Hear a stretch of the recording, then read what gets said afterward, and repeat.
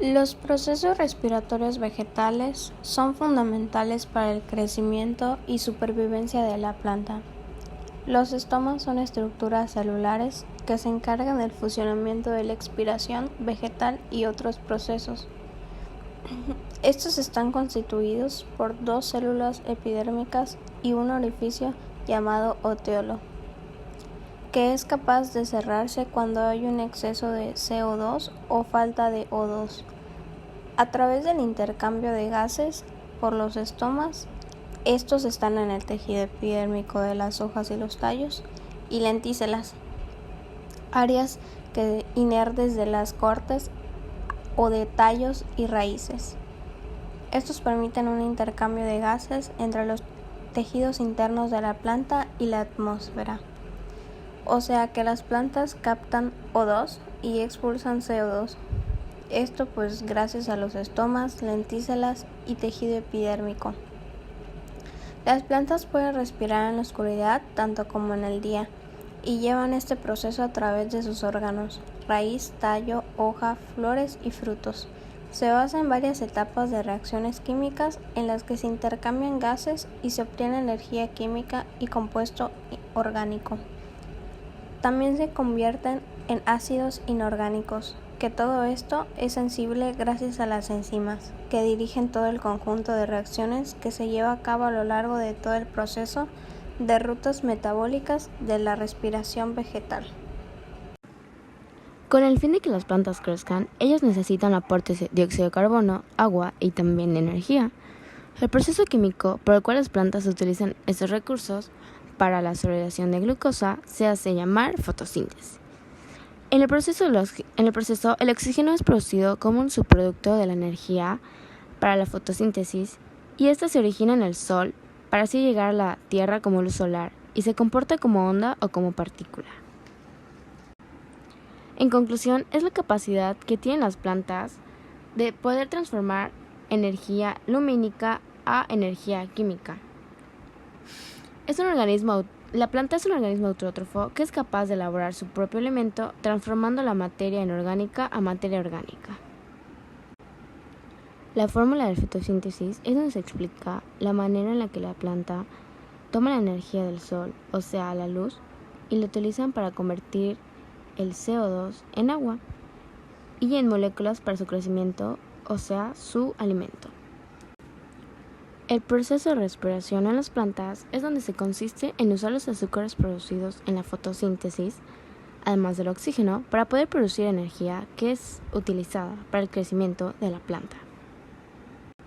Como sabemos, las plantas se caracterizan por ser organismos autótrofos, lo que quiere decir que son capaces de fabricar su propio alimento, mediante la obtención de energía solar y ciertos elementos como son el agua y los minerales. Por esto tanto la riqueza del suelo. La respiración vegetal es donde se basan varias etapas de reacciones químicas en las que se intercambian gases, se obtiene la energía química en pequeñas cantidades y compuestos orgánicos como la glucosa o sacarosa, y se convierten en ácidos inorgánicos. Todo esto es posible gracias a la intervención de una sorprendente maquinaria enzimática a la cual se dirige el conjunto de reacciones que se llevan a cabo a lo largo de todo el proceso de rutas metabólicas de la respiración vegetal. El proceso de respirar lo realizan a través de los estomas, que son las aberturas de las hojas y de las partes verdes de la planta, y de otra serie de aberturas en la corteza de tallos llamadas lenticelas o raíces, pelos radicales. La respiración en las plantas sería una especie de proceso que es lo inverso a la fotosíntesis. Los cloroplastos están constituidos por una membrana doble, que éstas se encargan del tránsito hacia afuera y hacia adentro de las moléculas. Internamente está el estroma, que es un material gelatinoso rico en enzimas. También encontramos los tilacoides, que son membranas laminares aplanadas y estos forman estructuras apiladas llamadas gramas.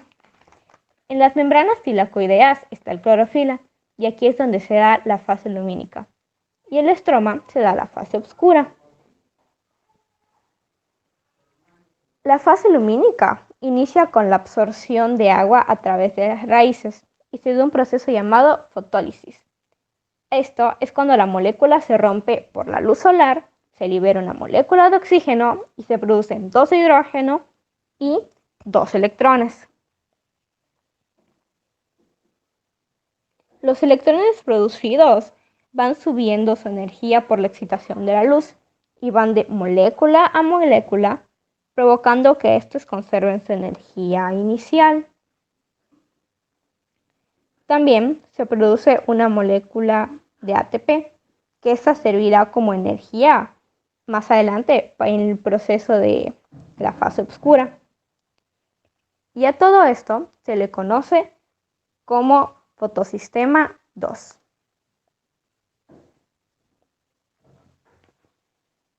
Más adelante, los electrones siguen el proceso de ir molécula a molécula, generando distintas reacciones que provocan que esto se algune alguna molécula, produciendo NADPH2, que también sirve como energía más adelante en la fase oscura. Este proceso lo conocemos como fotosistema 1. Y durante esta fase se libera oxígeno a la atmósfera, se produce ATP y NADPH2. La fase oscura no depende de la luz, así que esto puede ocurrir tanto en el día como en la noche. Se produce PGA, PGAL, glucosa y diversas sustancias que la planta necesita para su supervivencia.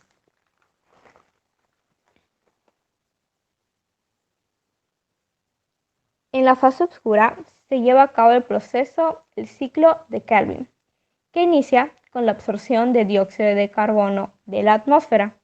Esto se da gracias a la molécula presente en el estroma del cloroplasto. Cuando esta captura el CO2, se vuelve muy inestable y se rompe, y esto forma 2 moléculas de PGA o 3 ácido fosfoglicérico. Esta, por el ATP y el NADPH2 producido en la fase lumínica, se reducen y forman el PGAL o fosfoglicerideo. Y pueden pasar 2 cosas.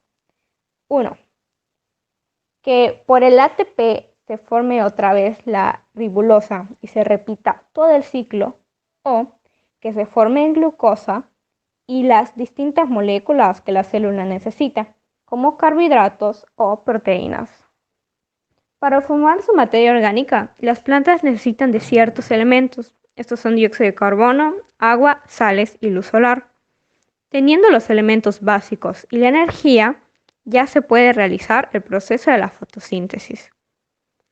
Las reacciones ocurren en las células, específicamente en los cloroplastos. Estos son organelos especializados tenidos por clorofila que captan la luz solar y la utilizan para las reacciones.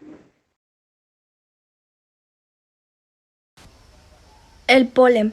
Los granos del polen son células sexuales masculinas de las plantas con flores. Se forman en el interior de los estambres y una vez maduros son liberados.